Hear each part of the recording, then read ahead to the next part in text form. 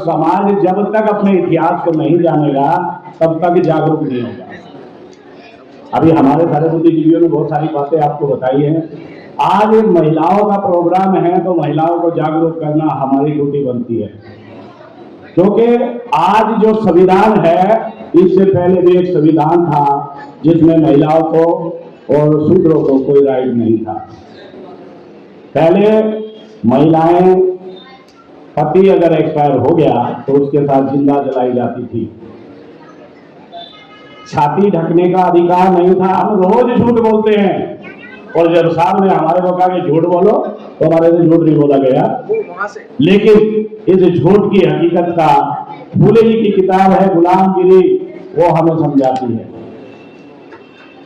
सबसे बड़ा झूठ अगर इस संसार में किसी ने बोला तो वो ब्राह्मणवादी लोग हैं जिन्होंने हमारे को भ्रमित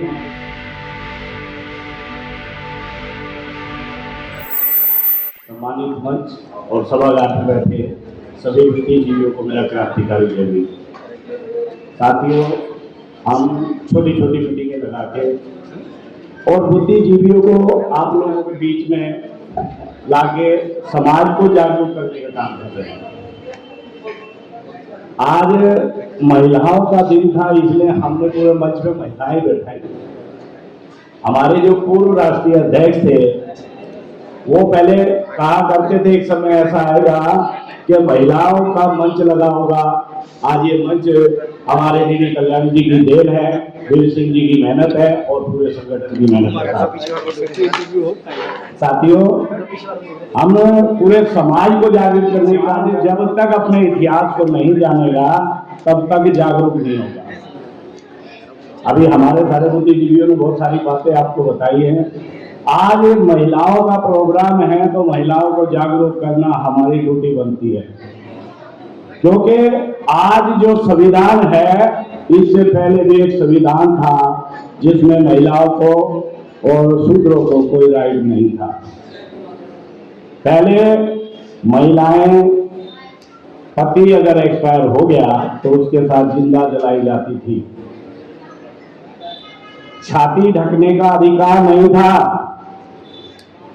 घुटने से नीचे साड़ी बांधने का अधिकार नहीं था।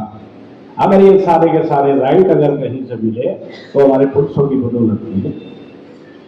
हमें भी कल तक नहीं पता था, हम भी आडम्बरों के चक्कर में लगे थे। ये तो साहब वीर सिंह बहुत ही सुल्तानपुरी मंगोलपुरी में घूम रहे थे और हमारे जैसों को भी अपनी शरण में ले लिया। नहीं तो हम भी इतने बड़े आडम्बरवादी थे और आडम्बर में ही लगे रहते थे। पता नहीं 15 दिन हमारे जो है, जैसे भी सीजन खत्म होता था हमारा 15 दिन पहाड़ों में ही बीतते थे। 15 दिन पहाड़ों में ही कहीं लंगर लेके जा रहे, कहीं कुछ लेके जा रहे। लेकिन जब वीर सिंह बहुत ही हमारे घर पर पहुंचे और हमें समझाया। साहब एक बार एक्टिंग मार्क पे क्लासेस देते हैं, चौथी क्लास जब वो दे रहे थे तो एक बार उन्होंने कहा कि इतना बड़ा झूठ बोलना है कि कश्मीर से कन्याकुमारी तक। हम रोज झूठ बोलते हैं और जब साहब ने हमारे को कहा कि झूठ बोलो तो हमारे से झूठ नहीं बोला गया, लेकिन इस झूठ की हकीकत का फूले जी की किताब है गुलामगिरी, वो हमें समझाती है। सबसे बड़ा झूठ अगर इस संसार में किसी ने बोला तो वो ब्राह्मणवादी लोग हैं जिन्होंने हमारे को भ्रमित, हमारी महिलाओं को भ्रमित किया। भ्रम का नशा ऐसा होता है जैसे अफीम का नशा। शराबी रात को शराब पी के सो जाए तो सवेरे उसकी उतर जाती है।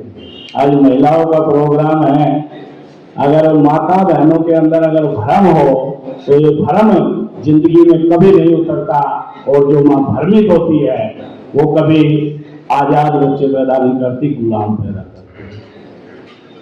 भारतीय समाज निर्माण संघ महिलाओं के बारे में समझा के जागृत करके, क्योंकि जब तक महिला जागरूक नहीं होगी जब तक बहुजन समाज शासक वर्ग नहीं बन सकता।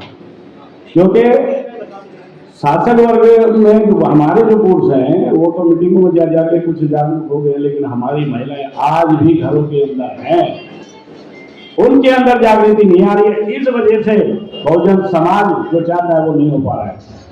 इसलिए भारतीय समाज निर्माण संघ ने पूरी दिल्ली के अंदर महिलाओं को जागरूक करने का बीड़ा उठाया है। अभी 11 अप्रैल से पूरी दिल्ली में 150 से 200 जयंतियां मनाएंगे और वो महिलाओं को जागरूक करने के लिए होंगी, क्योंकि जब तक महिला जागरूक नहीं होगी, जब तक समाज का अलग नहीं होगा। जो जागरूक महिलाएं होते हैं, जैसे अमेरिका में अभी साहब ने बताया 125 साल लगाए, जागरूक थी इसलिए लगाए। हमारे समाज की महिला जागरूक नहीं है, इसलिए वो भ्रम में रहती है। हम 4 दिन से घूम रहे हैं घर घर, क्योंकि नजदीक में है, शीशे के बराबर में प्रोग्राम है। हम 4-6 दिन से रेगुलर उनके घरों में जा रहे हैं। आंटी जी, आपके लिए हम प्रोग्राम लगा रहे हैं, महिला दिवस का प्रोग्राम है।